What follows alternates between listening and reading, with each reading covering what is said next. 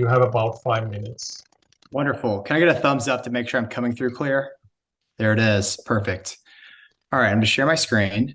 So my name is Sean Tynan. I'm Vice President of Global Partnerships at Sourcemap. We are a supply chain mapping and traceability company. Lars, maybe 10 minutes ago, made a comment about the importance of knowing your tier twos and tier threes and working directly with them. But one thing that we constantly find is companies actually don't know who their tier twos are. They don't know who their tier three suppliers are, or they might have a few that they understand, but they don't have total visibility. And that's exactly what Sourcemap does. We're a supply chain mapping and traceability platform that has 15 years of experience. So we cut across a number of different verticals. We work in food and agriculture. We work in automotive. We work in electronics, apparel, life sciences. We've got around 250 brands that all license our platform to map and trace their supply chain down to the raw material. We got around 100 employees, and we've mapped over 2.2 million suppliers, which means our collective efforts of all the brands that license our software have gone from tier 1 all the way down to, in some cases, tier 5 and 6, and I've identified their entire supply chain. So at a very high level, what Sourcemap does is we map, trace, and monitor. So like I said, you see here, you've got a supply chain map. You show the relationships between tier 1s and tier 2s and tier 3s. We can then do traceability, where we collect chain of custody documentation to validate the supply chain. One of the big questions we often get is, how do we comply with forced labor regulation globally? And a big part of that is traceability, collecting chain of custody documents that validate that the supply chain you're using is free of forced labor by not running through certain parts of the globe. And so here you see a screenshot of the platform. And then over here, we have a traceability report, where in this example, we've run a traceability report for a particular shipment of shirts that have come from Mumbai. And what we've done is we can show you the supply chain for this particular shipment container. And then we also have the documentation supporting that supply chain map as well. So I'm going to go into the software here in just a second, just being mindful of time. But really, before folks come work with us, they usually know their direct suppliers. They're, like I said, they're tier 1s. It's our software that identifies the tier 2s and the tier 3s and tier 4s and 5s, et cetera. And so once we've done that, we can then do quite a few other, we call workflows around sustainability goals, which I'll talk about here in a second. But at a very high level, let me just show you what the platform looks like. So how do we do the discovery?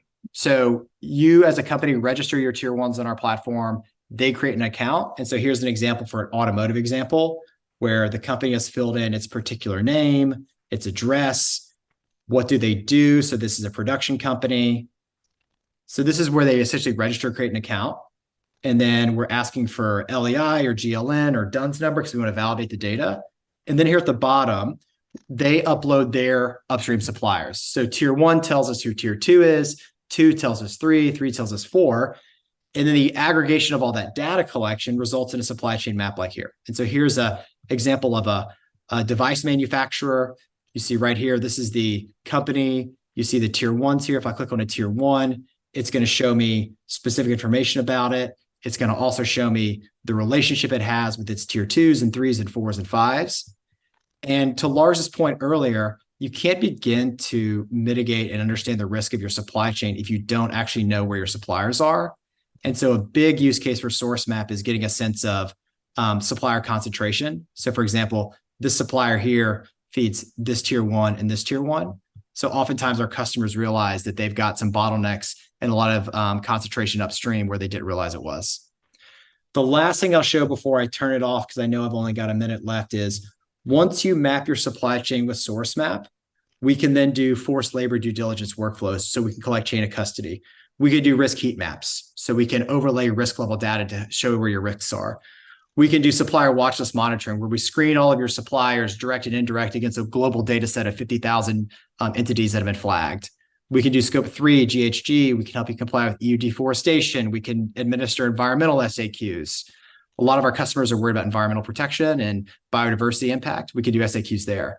And then finally, as I'm closing out, we also can do disruption monitoring, meaning we can tell you one of your tier 3 suppliers or tier 4 suppliers had an adverse event that's going to cause a delay.